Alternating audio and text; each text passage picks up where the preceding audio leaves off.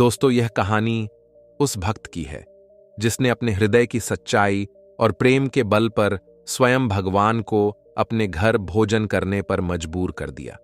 गांव के बाहरी छोर पर एक छोटी सी झोपड़ी थी। वहीं रहता था एक सीधा सादा युवक, अढ़ैया। एक दिन वह प्रसन्न होकर बोला, मेरी झोपड़ी के भाग आज खुल जाएंगे। आज स्वयं राम मेरे घर पधारेंगे। इतना कहकर वह उत्साह से बाहर निकला। तभी एक वृद्ध सन्यासी उधर आए और बोले, बेटा, तुम किसके पुत्र हो और यहां क्या कर रहे हो? अढ़ैया ने विनम्रता से कहा, मेरे माता पिता नहीं हैं बाबा जी, मैं गंगा के किनारे ही रहता हूं। बाबा मुस्कुराए, तो फिर मेरे साथ चलो, मैं एक आश्रम में अकेला रहता हूं। तुम्हारे साथ रहने में मुझे आनंद मिलेगा।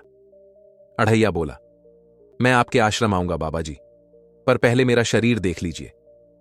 बाबा जी हंसकर बोले, क्या मतलब है तुम्हारा? मतलब ये बाबा जी, अढ़ैया बोला, मैं खूब खाता हूं। अकेला 2 किलो से ज्यादा की बाटी खा जाता हूं। साथ में साग, भाजी, दाल, चावल, मिठाई सब चाहिए। इसलिए लोग मुझे अढ़ैया कहते हैं। बाबा जी ठाका लगाते हुए बोले, अरे कुठार भरे हैं बेटा, जितना खाना हो उतना खाना।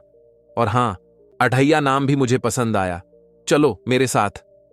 अढ़ैया ने प्रसन्न होकर कहा, आप जितना कहेंगे उतना काम करूंगा बाबा जी, बस भोजन में कमी मत रखना।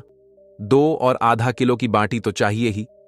बाबा जी ने कहा, खाना जितना चाहो उतना मिलेगा, लेकिन एक बात ध्यान रखना, हमारे आश्रम का एक नियम है कि एकादशी के दिन उपवास होता है। उस दिन चूल्हा नहीं जलता, सब भूखे रहते हैं। अढ़ैया चौंक कर बोला, मतलब उस दिन कुछ नहीं खाना पड़ता? हां, बाबा जी बोले, महीने में 2 बार, एक पूर्णिमा की एकादशी, दूसरी अमावस्या की। 2 दिन भूखा रहना पड़ेगा। हां, नमो नारायण, मैं जा रहा हूं बाबा जी, अढ़ैया बोला और जाने लगा। बाबा जी ने रोका, क्यों बेटा, जा क्यों रहा है? अढ़ैया बोला, मुझे भूखा रहना पसंद नहीं बाबा जी, मैं नहीं रह पाऊंगा। बाबा जी ने समझाया, पर बेटा, यदि तुझे भूख लगे तो उन दिनों फल खा लिया कर, दूध पी लिया कर। अढ़ैया बोला, नहीं बाबा जी, बाटी तो चाहिए ही मुझे, 2 और आधा किलो की बाटी। नियम सुधारो, नहीं तो मुझे जाने दो। बाबा जी ने हंसकर कहा, ठीक है बेटा, आश्रम का नियम नहीं बदलेगा, लेकिन तू एकादशी के दिन बाहर जाकर भोजन बना लेना, बस आश्रम में चूल्हा नहीं जलना चाहिए। अढ़ैया बोला, ठीक है बाबा जी, मैं बाहर जंगल में जाकर रसोई बना लूंगा, आप रसोई का सामान दे देना। पर बेटा, बाबा जी ने फिर कहा, ध्यान रखना, आश्रम के नियम का उल्लंघन मत करना। भोजन बनाते समय भगवान ठाकुर जी को भोग लगाकर ही खाना। अढ़ैया ने पूछा, ठाकुर जी कौन है? बाबा जी मुस्कुराए, भगवान, ईश्वर। मतलब भोग लगाने पर वे सामने आ जाएंगे? नहीं बेटा, बाबा बोले, वे सामने नहीं आते, बस भावना करनी होती है। जब रसोई तैयार हो तो हाथ जोड़कर कहना, गुरुदेव के ठाकुर पधारिए और भोजन स्वीकार कीजिए। बस यही भावना ही पूजा है। ठीक है बाबा जी, अढ़ैया बोला, मैं ऐसा ही करूंगा। अगले दिन एकादशी आई। अढ़ैया ने बाहर जंगल में रसोई तैयार की और जैसे बाबा जी ने कहा था वैसे ही बोला, गुरुदेव के ठाकुर, अब खाना खा लीजिए। तभी अचानक सामने एक तेज प्रकाश हुआ और एक दिव्य पुरुष प्रकट हुए। अढ़ैया चौंक गया, ओ भैया, आप कौन हैं? वे बोले, मैं तुम्हारे गुरु का ठाकुर हूं। क्या? बाबा जी तो कहते थे ठाकुर नहीं आते और आप तो सचमुच आ गए। अढ़ैया ने हंसकर कहा, बाबा जी ने मुझे ठग लिया, और ठाकुर जी आप भी तो मर्यादा रखिए, सीधे आकर खाने बैठ गए। ठाकुर जी मुस्कुराए, तूने एकादशी नहीं की बेटा, मुझे अच्छा नहीं लगा। अढ़ैया बोला, क्या खाऊं ठाकुर जी, बाबा जी का ठुल्लू या आपका आशीर्वाद? आप लोग तो नियम ही बदलते रहते हैं। ठाकुर जी हंस दिए और भोजन कर चले गए। अगले दिन अढ़ैया फिर बाबा जी से बोला, कल एकादशी है बाबा जी, मैंने कैलेंडर देख लिया, इस बार मैं 5 किलो आटा लूंगा। क्यों? बाबा जी ने पूछा। क्योंकि आपका ठाकुर आता है, 2.5 किलो उनका, 2.5 किलो मेरा। बाबा जी हंस पड़े, तुझे जितना लेना हो ले ले बेटा, लेकिन झूठ मत बोलना। मैं झूठ नहीं बोलता बाबा जी, अढ़ैया बोला, कल देख लेना, अगली एकादशी। अढ़ैया ने फिर रसोई बनाई और बोला, गुरुदेव के ठाकुर, अब खाना खा लीजिए। इस बार ठाकुर जी अपनी पत्नी जानकी के साथ आए। अढ़ैया ने चौंक कर पूछा, अरे ठाकुर, ये बहन कौन? ठाकुर जी ने कहा, ये मेरी पत्नी है। मतलब आप शादीशुदा हैं? पहले बोलते, खाइए खाइए। दोनों शांत मुस्कान के साथ भोजन कर गए। अढ़ैया गुस्से में भर गया। एकादशी की ऐसी की तैसी, ये तो पति पत्नी हैं, निर्लज्ज हैं। हंसते रहे और खा गए। बाबा जी बोले, अरे बेटा, तू कैसी बातें कर रहा है? ठाकुर तेरे पास थोड़े ही आएंगे।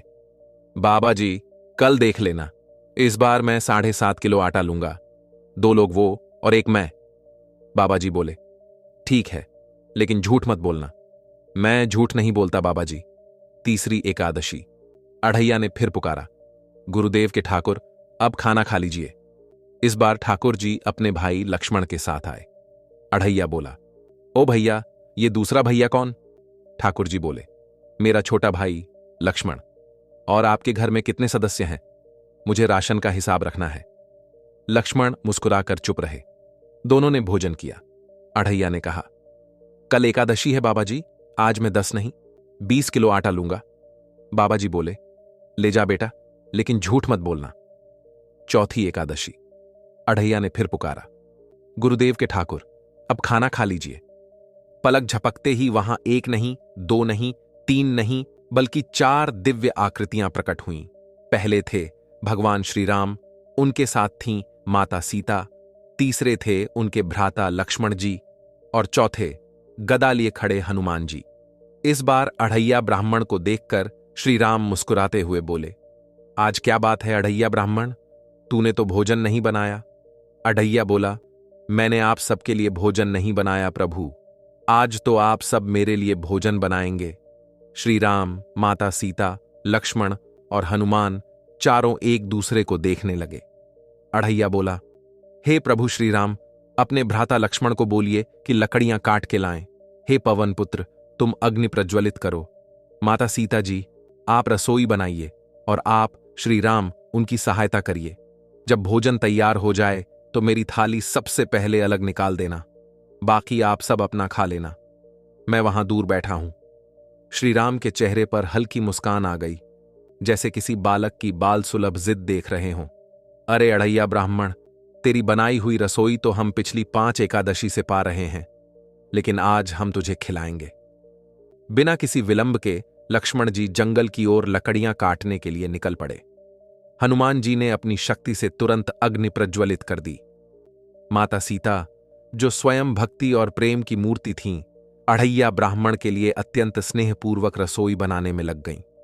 अढ़ैया ब्राह्मण, जो यह सब होने की कल्पना भी नहीं कर सकता था, आश्चर्य से दूर बैठा सब देख रहा था। कुछ ही देर में दिव्य हाथों से बना अत्यंत सुगंधित और स्वादिष्ट भोजन तैयार था। अढ़ैया ब्राह्मण, अब आओ। अपनी जगह से हिले बिना वह बोला, पहले मेरी थाली अलग कर दो। अरे, तुझे जितना खाना हो उतना खा लेना, लेकिन पहले हम अपने प्रभु श्री राम को भोजन अर्पित कर लें। पर प्रभु को भोग लगाना कहां बाकी रहा? आप ही तो हर एकादशी के दिन आते हो। जैसे तेरे गुरु का ठाकुर मैं हूं, वैसे मेरा भी एक स्वामी है।